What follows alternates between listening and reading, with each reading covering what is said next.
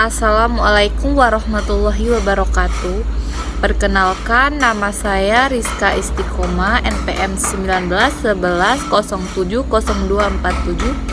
kelas S semester 6, jurusan PIAUD, mata kuliah Metode Pengembangan Nilai Agama Moral AUD, dosen pengampu Karin Ariska. Nah, di sini saya akan menggunakan metode bercerita. Sebelum itu, saya akan menjelaskan pengertian dari metode bercerita. Metode bercerita itu merupakan cara bertutur kata dalam penyampaian cerita atau memberikan penjelasan kepada anak secara lisan dalam upaya memperkenalkan ataupun memberikan keterangan hal baru pada anak. Kemudian adapun manfaat atau tujuan dari metode bercerita yaitu yang pertama melatih daya serap atau daya tangkap, kemudian melatih daya pikir, melatih daya konsentrasi, dan mengembangkan daya imajinasi anak. Kemudian yang terakhir menciptakan situasi yang menggembirakan serta mengembangkan suasana hubungan yang akrab sesuai dengan terhadap perkembangannya. Nah, di sini saya akan memberikan contoh metode bercerita yang dimana mengandung pesan moral dan agama. Judulnya Doa Semut Meminta Hujan dan Nabi Sulaiman. Pada suatu ketika pernah terjadi kelaparan besar di Palestina, tepatnya pada masa Nabi Sulaiman alaihissalam.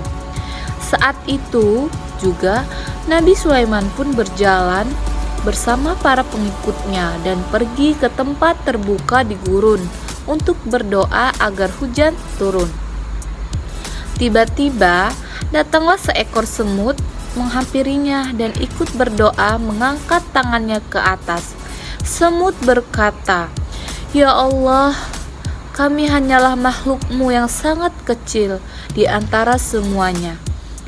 Kami tidak bisa hidup tanpa kasih karunia-Mu. Tolong berikan kami rezeki-Mu dan jangan menghukum kami karena dosa manusia. Tolong turunkan hujan sehingga pohon bisa tumbuh, pertanian menjadi hijau, dan biji-bijian tersedia. Dan kami pun memiliki makanan untuk dimakan." Nabi Sulaiman yang mengerti bahasa binatang, termasuk semut, memberitahu orang-orang di sekitarnya. Ia meminta agar semua kembali pulang karena menurutnya doa semut sudah cukup. Tak berselang lama, turun hujan lebat dan semua lahan menjadi hijau.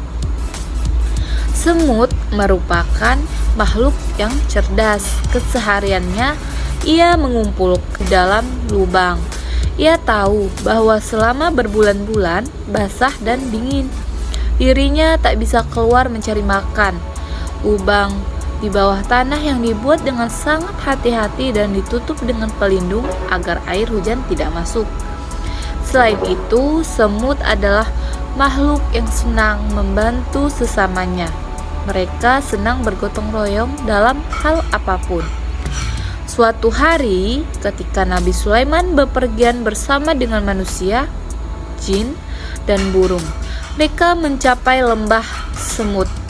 Kepala semut pun melihatnya dan memperingatkan semua semut untuk masuk ke lubang mereka agar tidak diinjak-injak dan dihancurkan tanpa disadari oleh manusia dan jin yang mendekat.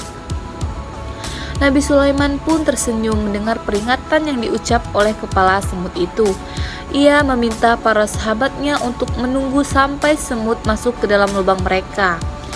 Tidak ada dari kita yang menyakiti semut saat melewati tanah mereka, katanya. Kepala semut pun berterima kasih kepada Nabi Sulaiman karena semut-semut lainnya dapat aman masuk ke dalam rumahnya. Nabi Sulaiman juga ucapkan rasa terima kasihnya karena beberapa waktu lalu semut sudah turut berdoa agar diturunkan hujan hingga mereka bisa makan. Nah, pesan moral dan agama yang terkandung dalam dongeng doa semut meminta hujan dan Nabi Sulaiman ialah sebagai umat muslim Kita harus saling menolong dan mensyukuri nikmat yang telah diberikan oleh Allah Subhanahu wa taala. Kemudian, anak juga tidak boleh memandang remeh orang lain karena mungkin saja doa merekalah yang paling mulia di mata Allah. Surat An-Naml ayat 19 pun menjelaskan hal tersebut. Nah, sekian penjelasan dari saya tentang metode bercerita. Saya akhiri. Wassalamualaikum warahmatullahi wabarakatuh.